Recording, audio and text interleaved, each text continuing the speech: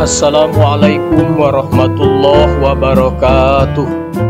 Alhamdulillahillazi an'amana bi ni'matil imani wal islam wa nusalli wa nusallimu ala khairil anam Sayyidina Muhammadin wa ala alihi wa sahbihi ajma'in. Ashhadu an la ilaha illallah wahdahu la syarikalah wa ashhadu anna Muhammadan abduhu wa rasuluh. Allahumma salli ala sayyidina Muhammad wa ala alihi wa sahbihi ajma'in. Amma ba'du faya ayyuhan nas ittaqullah ya ayyuhallazina amanu ittaqullah wa qulu qawlan sadida yuslih lakum a'malakum wa yaghfir lakum zunubakum wa man yuti'illaha wa rasulahu faqad faza fawzan azima. Selaku khatib, saya mengajak kepada diri saya sendiri dan juga kepada seluruh jamaah sekalian. Marilah kita meningkatkan ketakwaan kita kepada Allah Subhanahu wa taala. Kemudian salawat dan salam marilah kita sampaikan kepada Nabi besar Muhammad sallallahu alaihi wasallam. Allahumma salli ala sayyidina Muhammad wa ala ali sayyidina Muhammad. Sidang jemaah Jumat rahimakumullah, dan aku tidak menciptakan jin dan manusia melainkan supaya mereka menyembah kepadaku. Quran Surah Az-Zariyat. Yang pastinya salah satunya adalah tujuan manusia hidup untuk beribadah kepada Allah Subhanahu wa taala, Sang Khalik.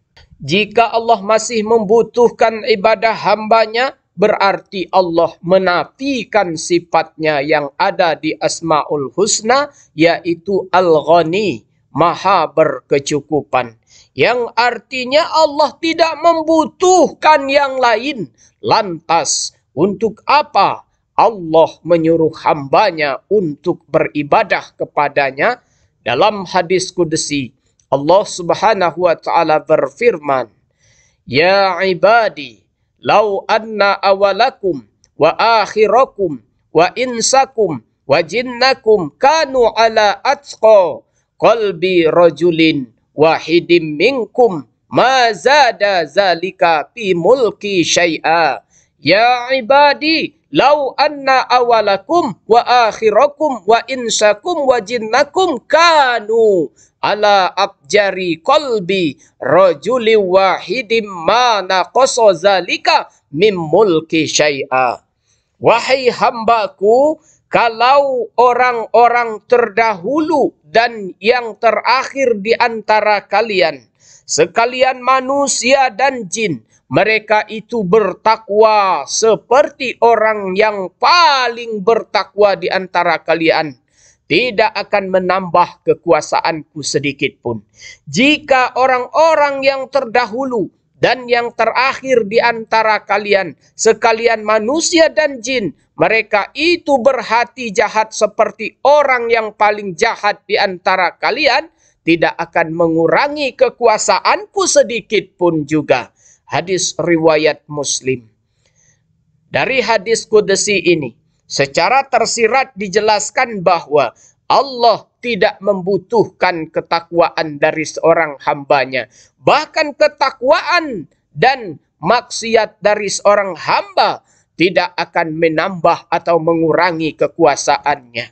Akan tetapi, sebenarnya ibadah atau amal baik apapun yang diperintahkan oleh Allah untuk hambanya adalah untuk hamba itu sendiri dan manfaatnya kembali ke hamba itu sendiri. Salah satunya adalah perintah bersyukur di dalam surah Luqman ayat 12 yang berbunyi, Bismillahirrahmanirrahim. Walaqad ataina Luqmanal hikmata anishkur lillah wa may yashkur fa innama yaskuru li nafsihi wa man kafara fa innallaha ghaniyyun hamid. Dan sesungguhnya telah kami berikan hikmah kepada Luqman, yaitu bersyukurlah kepada Allah. Dan barang siapa yang bersyukur kepada Allah, maka sesungguhnya ia bersyukur untuk dirinya sendiri. Dan barang siapa yang tidak bersyukur, maka sesungguhnya Allah Maha Kaya lagi Maha Terpuji. Selain itu, Allah juga menyatakan bahwa amalan-amalan baik yang diperintahkan kepada hambanya akan kembali ke hamba itu sendiri. Allah Subhanahu wa taala berfirman di dalam Al-Qur'an surah Al-Isra yang artinya, jika kamu berbuat baik berarti kamu berbuat baik bagi dirimu sendiri, dan jika kamu berbuat jahat maka kejahatan itu bagi dirimu sendiri. Jika kita seorang hamba masih berpikiran bahwa Allah membutuhkan ibadah kita, maka biasanya kita hanya sekedar menunaikannya untuk menggugurkan kewajiban kita sebagai seorang hamba. Akan tetapi, jika kita beranggapan bahwa kitalah yang membutuhkan Allah, maka kita akan menjadikan ibadah kita tidak hanya sekedar menggugurkan kewajiban, akan tetapi lebih dari itu, yaitu sebagai kebutuhan. Sehingga kita lebih serius dalam beribadah kepadanya. Ibadah kepada Allah adalah esensi dari tauhid uluhiyah. Ibadah itu ibarat makanan. Jika kita butuh makan untuk kebutuhan jasmani kita, maka kita butuh ibadah untuk kebutuhan rohani kita. Demikianlah khutbah yang dapat saya sampaikan. Barakallahu li wa lakum fil Qur'anil azim. Wa nafa'ani wa iyyakum bima fihi minal ayati wa zikril hakim. Wa taqabbala minni wa minkum tilawatahu innahu huwas sami'ul alim.